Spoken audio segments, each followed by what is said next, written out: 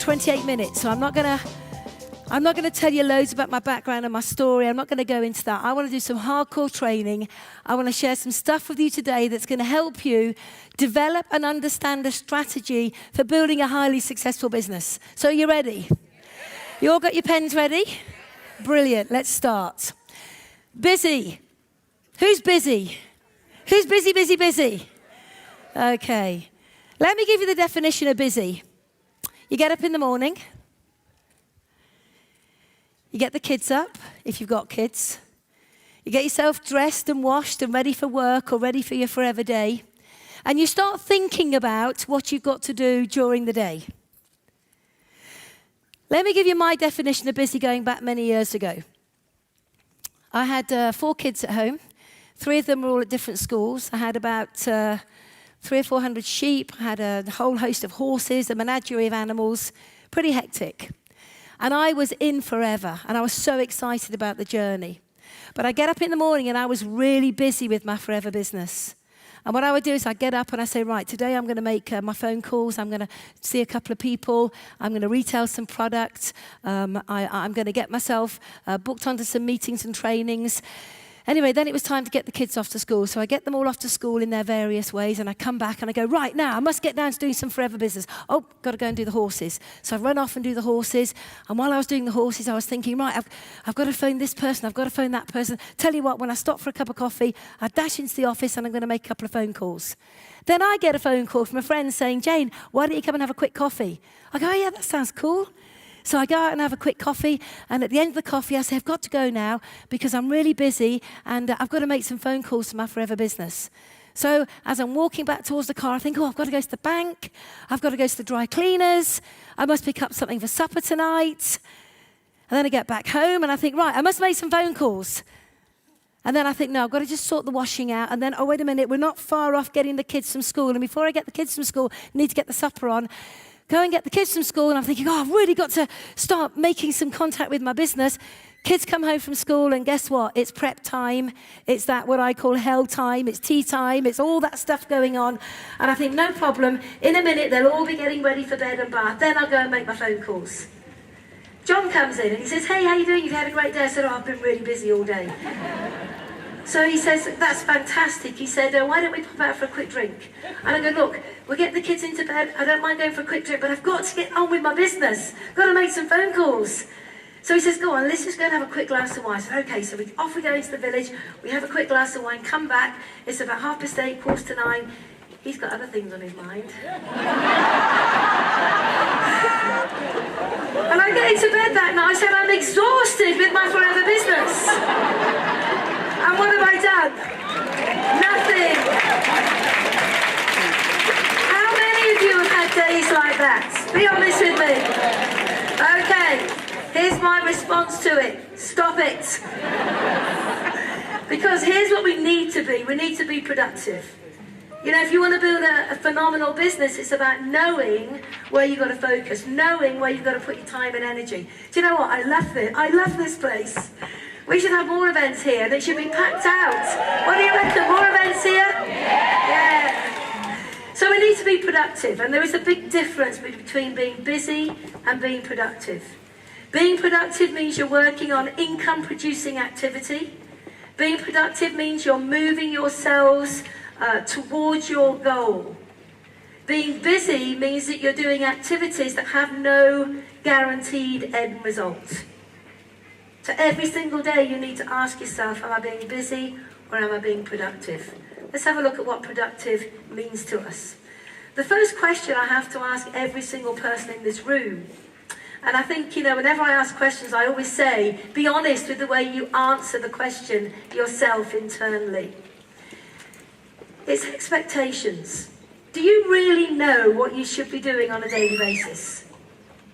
And I actually think in this age that we live in, this era of stuff, that's the only way I can really put it, there's so much stuff, I think people get bogged down with it all that they forget what's really important and where they should be focusing. Who can relate to that? It's just there's so much surrounding us that we don't know where to focus. So what I want to do is I want to simplify the whole process and share with you kind of how I focus building my business, and it kind of has worked for me. It's kind of done okay with it. So it's very simple, it's stripped down, it's bare and naked. It is the simple process of building a business. Let's take a look at it. The first thing that we need to focus on is retailing. Retailing. And the amount of people that I meet that do not have a retailing strategy. In other words, it happens more often by accident than by design. Think about the word design. Design is when we do something where we build. We're building something, we're creating something. And in our industry, retailing is to be done by design, not by accident. So therefore, you need to have a retailing strategy. And that retailing strategy is to guarantee that every month you're doing between 2 to 4 or more case credits of retail. And if you speak to any of the big leaders in the company, you will notice all of them are 4+ of retail per month. And that 4 case credits of retail per month has to be done and dusted really quickly. Now, I'm not going to go into a massive amount because obviously Beth has just spoken very eloquently about retail. But I want to underpin what she talked about with the strategy part of it. So in other words, we know that part of the process in network marketing is taking a product to an end user. And if you're not moving a product to an end user, then you haven't got the balance of what you're doing correct. So let's have a look at our strategy. Product launches. And I'm talking about you as an individual, not what you're doing for your team. This is your strategy. The methods that you use to develop your own personal business. You know, how many of you, once the initial joining period has gone, because we all know that in the first sort of 6 to 8 weeks, every new FBO will do several product launches. But how many people in this room who have been in forever a while actually do their own launches every single month? How many of you? Wow, no hands going up.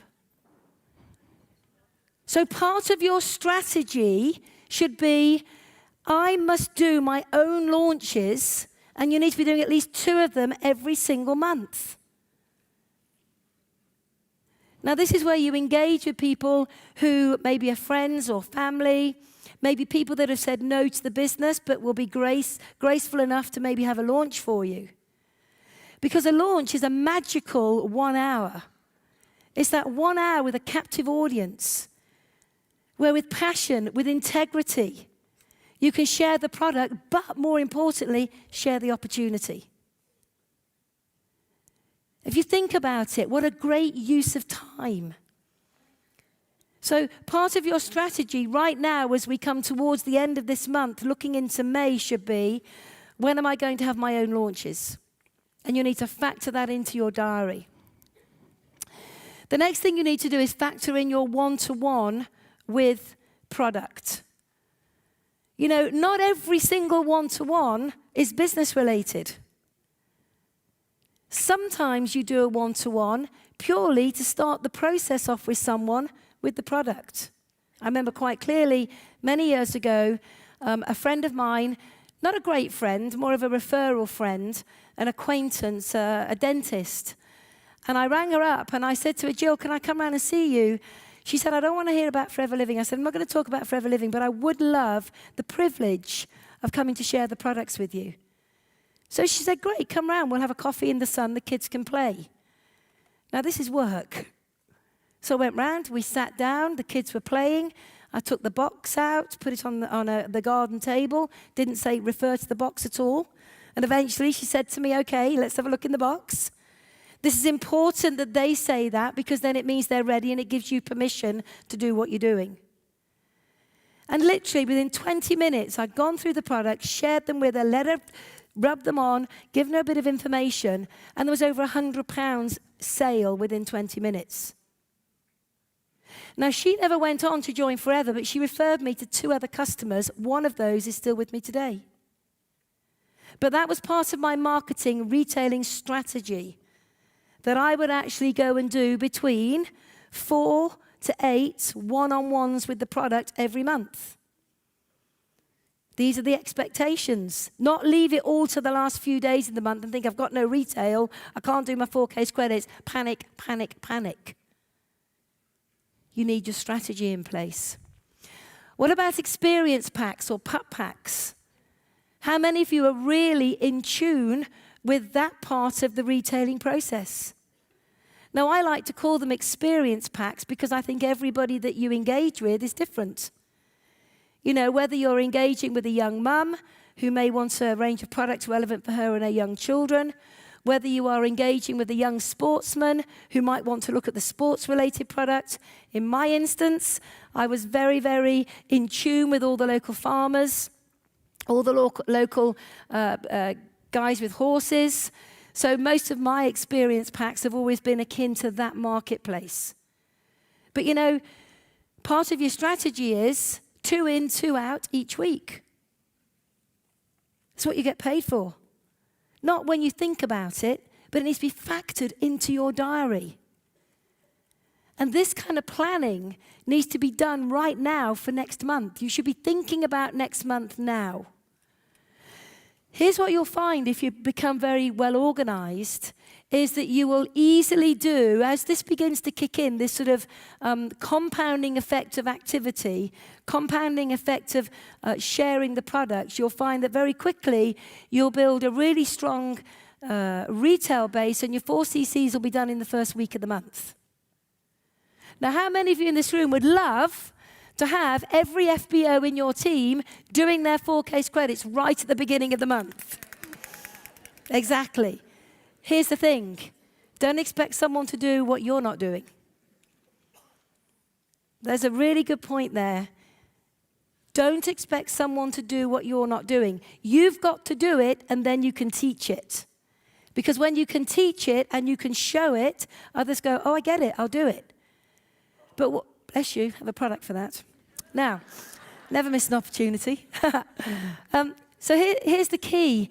Here, really, with your experience packs, it's identifying your market, building some bags. I don't necessarily use a pup box. I put together some bags. I think it was Beth that once said, I don't get terribly excited about a basket.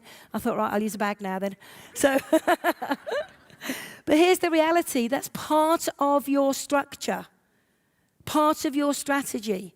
This is what I do on a Monday morning or a Monday evening. Factor it into your diary right now. So that if I were to sit down with you and I were to look at your plan for May, I'd look at your strategy, I could tick the box, tick the box, tick the box, tick the box, and know you're okay. What about events? Some people like doing events, tabletop events, shows, exhibitions, fetes. We're going to the summer. There's lots and lots of summer events where you can have a small table, put your products out, get a clipboard with a questionnaire and engage with people. But those need to be looked at and booked now. You know, this is not, oh, someone's going to give me a call and I might just by chance find a fete at a local village event. You need to be looking in your local area as to what's available in the next few weeks and months, and you need to be getting yourself in there before anybody else does. What about repeat customers? How do you factor that into your monthly activity? What are your days for phoning up customers? Or do you not bother? Are your sales a one-off sale? The amount of FBOs that I meet that never follow up on their customers is shocking. Shocking. But I have a certain time of the month. It's always at the end of the 3rd week, and that's when I always do follow-up calls, because that's going to result in a repeat sale at the end of the month or a repeat sale at the beginning of the month. So that's part of my strategy. It's in my diary. I know when to do that. See, I'm sure that a lot of people in the room think that us top leaders don't do what you do. We do exactly what you do. We just learn maybe to do it a bit better. And the only difference between us and you is time. We've been doing it a bit longer. But when's your moment for ringing up your customers? Or is it just when you think about it? Or do you actually have it strategized in your monthly plan? And then we've got the C9 and the fit. How are you going to integrate that into your strategy? Is it something you're interested in? Is it something you want to focus on or not? Because what I do with my strategy is I look at what I want to achieve, my 4 case credits. I look at where I am comfortable. In other words, I haven't got to worry too much about it because I am so comfortable it happens like a second nature. And that's how I develop my strategy going forward. I've never been very good at the makeup side of things. I have trouble putting on my own makeup, let alone talking to somebody else about it. So guess what? That's not part of my strategy. So think about the products that you really want to major on. Think about how you're going to lay that out in your monthly activity and make sure it's planned now for next month. Don't build your business day by accident. It will not serve you well if you build like that. So really focusing on that retail strategy is really, really important. Now, I guess really the most important thing that underpins that is recruiting. And I am staggered at the amount of people that I meet that have no recruiting strategy whatsoever. In fact, it is a little bit hit and miss. It is a little bit like as and when the moment takes me, as and when I'm feeling brave to pick up the phone, as and when I've got the time to send a message, as and when I can open my mouth and talk to somebody when I'm out and about. You will not build a business like that. Remember, I started the presentation by saying expectations. And if you want to build a business that is in alignment with your dreams, your goals, the way of life that you want for you and your family, this part is really important. Because if you want to earn the kind of incomes that allow you to leave jobs, allow you to buy homes, allow you to educate the children, allow you to be financially free, allow you to travel the world, then you need to understand that you need a big network. You can't do it by yourself. You need a team of 50, 100, 200, 300, 400. And eventually it goes on to thousands and hundreds of thousands.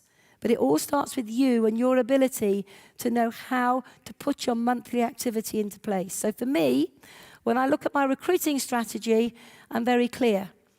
I want to recruit 2 to 4 people per month. That's my goal.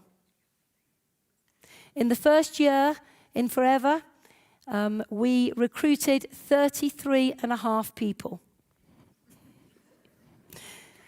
I always recruit people with a 2cc box, but the half a person came in with a minimum order. So that didn't happen by accident. That did not happen by accident. It happened by design.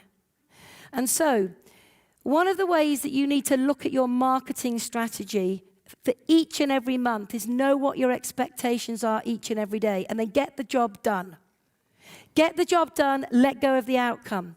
If you focus on the outcome, I promise you, you will not do the job properly because you will get despondent.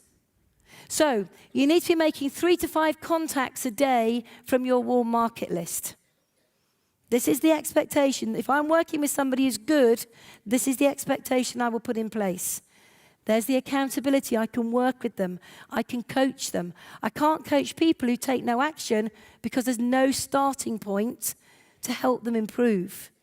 But if I'm working with somebody who is doing their very best to speak to 3 to 5 people a day, I can coach them through each and every experience they have. Now, the contact could be on the phone. It could be via a message. It could be at the school gates. But you're making contact with 3 to 5 a day from your warm market list. You're also going to get 10 numbers a week from contact marketing. And you need to learn this as quickly as possible. We are in network marketing, not net mess about marketing. We're in network marketing. We have to market ourselves, our products, and our opportunity. That's what we get paid for. Everything else is just a tidy desk. So therefore, 10 numbers a week from contact marketing. That was, always is, has been my goal. 10 people that I will meet when I'm out and about, that I will engage with. And I tell you something, it's a joy to meet new people. Yeah, the first few times you go out, your heart's pounding, your hands are all clammy, your tongue feels like the size of a whale. You can't talk to anybody. You go up with good intentions, then you suddenly walk away from them. You know, I've been through all of it. Everything you're going to experience, I've been through. Whenever you go contact marketing, never take a debit card with you. It's easier to go shopping than it is to talk to people. Cost you a fortune. Don't do that. So ask yourself, I've got to get 10 numbers a week. Where am I going to go to? What kind of people do I want to attract? If I want nurses, doctors, people in the medical professions, I'm going to go to where the hospitals, the medical centres are. If I want people in the city, I'm going to go into the city to where they all are when they come out for lunch. If I want people maybe teaching, then I'll go to where the universities, the colleges, the schools are. Or maybe, just maybe, I've got so good that I can just be anywhere and talk to anybody. I'll give you an idea of how, I'm not blowing my own trumpet, but how comfortable I am. Is I've just got back from Oman, and I've already recruited 2 people there in one day and duplicated. And it's so easy because all I do is chat with them. And I've got 1 minute where I engage with them really, really quickly, find out a bit about them, tell them who I am and why I'm there, and that we really need to meet. And that's it. And I'm excited and I'm passionate because people buy everything about you first. Your energy, your passion, your integrity, the sparkle in your eye, they buy that before they buy any fact or figures.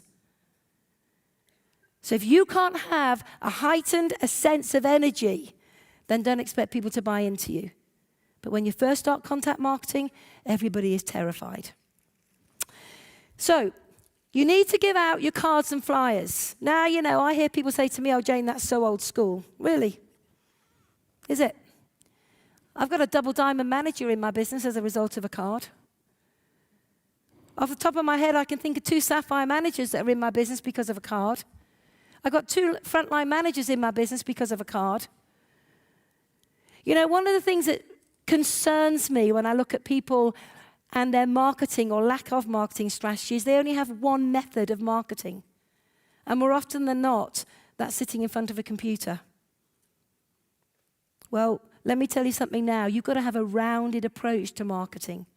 You can't be just good at one thing. You've got to get out and about. You've got to leave a paper trail, and you've got to let people know who you are, and they need to know why they should come and join you. So cards and flyers, 100 to 500 a week. That's it. You can give out 100 cards in 40 minutes. They can go through the letterboxes, into the hand. I don't mind where you put them, but out they go. And one of the things that I've learned over the years is that you need to find a nice area with nice houses, normally with young up-and-coming families, and you need to do the same house every week for 4 weeks. Absolutely. If you do any research on marketing, people don't buy first contact when you give them something to read. It's normally on the 4th to 7th piece of information that is the same information where they begin to build up a trust for who you are and what you're sharing with them. So 100 to 500 a week, that's it. It's not open for discussion. If you want to build a big business, that's what you've got to do. You need to revisit people from your who do you know list, people who said no to you. Because a no is never a no, it's just no today. Sadly, I don't have enough time to talk to you about how to do this, but get back with your upline manager, your upline leader, who can show you how a no is not a no. Because you must factor into your strategy every month, every week, every other week, to be calling those that maybe said no to you a few weeks previously. And as you get building with your strategy, and you get quite a lot of no's because you will, what you'll find is it's really easy. Thursday mornings, I ring up all the people that said no to me 3 weeks ago or a month ago. But because of my bought forward folder, there's always plenty of people to contact. What about social media strategy? How many of you have got a strategy on social media, or is it just a bit hit and miss, a bit of everything? How many of you are engaging correctly on social media, building your presence, building your online presence where people are following you, where they're intrigued by who you are and what you do? And what I will say to you, it's not about selling product, selling product, selling product. It's not about join me, join me, join me. It's about creating an awareness of who you are, what you do, what your values are, your travels, your family life, your business, who you work with. It's that really nice rounded balance. So that must be part of your strategy, how you present yourself on social media, who you're engaging with on social media, which areas you want to target on social media, which countries you want to target on social media. That becomes part of your strategy. And then there's local advertising. When I say local advertising, I mean pin boards, notice boards, post office, gyms, health centres, coffee shops, parish council magazines, local magazines, schools magazines. I'm not talking about investing a lot of money. I'm talking about creating an awareness of who you are and what you do and what you're looking for. So how many notice boards are you going to put your details up on a month, and where are they? You see, all of this, you should be planning right now for next month. So that when you look at your diary every single day, you know what to do. You know what the expectations are. Otherwise, you're going to be doing what I was doing in the early days, and that's a lot of being busy, but nothing actually happening. But if your diary is completely structured, and every bit of time that you've allocated to your business is drawn up with income-producing activity, let me tell you, you're going to get really good at this business. Really, really good at this business. Referrals. Anybody ask for any referrals? If someone says no to you about the business, do you just take a no as a no? You know, if someone says no to me, if I was sat with Humphrey and he said, you know, Jayne, it's not for me right now, I say, that's no problem, Humphrey. Can't be for everybody, and I respect the timing isn't right for you. However, I'm looking for just a handful of good people. People like you, actually. People who are ambitious, open-minded, people who've got a great work ethic, people who want more out of life than maybe what they're currently getting, people who want freedom, people who maybe want a six-figure income without the six-figure headache. Do you know anybody right now who might value that kind of opportunity? And here's the thing. What I've done is said I want people like you. He's going to say, yeah, I'll think about it. And I always say, well, rather than think about it, tell me right now 2 or 3 people that who spring to mind. And let's maybe together you send them a quick message, tell them to expect my call. Now, I've disturbed him. He's either going to go away thinking, well, that could be me, that could be me, that could be me. Or he's going to give me some names. But if you don't ask, you don't get. So remember, referrals are part of your marketing strategy. So look at that. That's a really simple strategy that I can tell you I work with people who are serious in the business. And people who are serious in the business that follow this go on to be highly successful. Some of the biggest FBOs in forever that I've worked with, we've worked this simple strategy. So if it can work for them, it can work for you. Now, people say to me, when you're out and about, Jayne, what do you say to people? And if I'm out and about and I engage very quickly with somebody, and they say, well, what is it exactly that you do? I say, well, I have the privilege of working alongside a global company and brand in the health and wellness sector. And what I do is I specialize in coaching people to build six-figure incomes, live the life of their dreams, escape the rat race. Would that be of interest to you? Now, that is a great response to what someone says, what do you do? Because they can only answer 1 or 2 ways. It's a yes or a no. And they go, yeah, it sounds interesting, in which case I follow through. And they go, no, it's not for me, in which case I go for a referral. Now, you probably could say, well, I can't say that. I'm not making a six-figure income. I don't feel comfortable. So what you would say is I have the privilege of working with a group of people here in London, here in Birmingham, wherever you live, alongside a global brand, alongside a global company, and we specialize in helping people make an extra $500 to $2,000 a month to take the pressure off their annual income. Would that be of interest to you? Would that be of interest? And you nod and you smile and you're full of energy and they go, yeah, it's great. So learn the words because the words will serve you well. Now, with any strategy, oh my God, I'm out of time. I'm feeling the pressure. I've only got 1 slide. With any strategy, there is a lead-in time. And I see all too often people not understanding that the work you do today may not bear results for 3, 4, 5, 6 weeks. It may not. Because there are, again, I haven't got time to go through, but there's many different types of people. There are people that see information immediately and react upon it. There are people that see information that need to digest it and think about it and come back to you. And there are people that are cautious and going to stand by and watch and watch and watch until the timing's right for them. So understand that your strategy is not overnight. It's a 3-month period, which is every quarter, and every quarter fits into your annual goal. And once you can get your head around that, it's really so simple. Because what I'm doing today is going to be impactful maybe in 4 weeks' time. What I did a couple of days ago in Oman is going to probably impact in the next 3 or 4 months. So remember, there's a lead-in time, and that's why the strategy is important. Because what most FBOs do is they work hard for 2, 3, 4 weeks. They go, I've got no results, it doesn't work. Sad fact. It's a sad fact. It doesn't work. And what they do is they stop focusing on the strategy. They stop focusing on income-producing activities. And all they do is sell a bit of product, and they have lost the opportunity. How sad is that? Because everyone joins forever because they want it to be the vehicle that allows them to achieve their goals. So with that in mind, you need to think about the start point, and the start point is today. The start point is today. You are from now on in going to treat this as a business. You're going to draw up your strategy, and you're on track towards your goal. And it's all plain sailing, isn't it? All plain sailing. It isn't. It's going to look a bit like this. You're going to have an emotional roller coaster on this journey. Even now, 20-odd years in, I can have my emotions high one day and dumped on the floor the next day. And I speak for every leader in this room. They'll tell you the same. We're all human. But what you've got to do is learn how to handle those emotions. You could have 5 people invited to the BP on Monday night in London.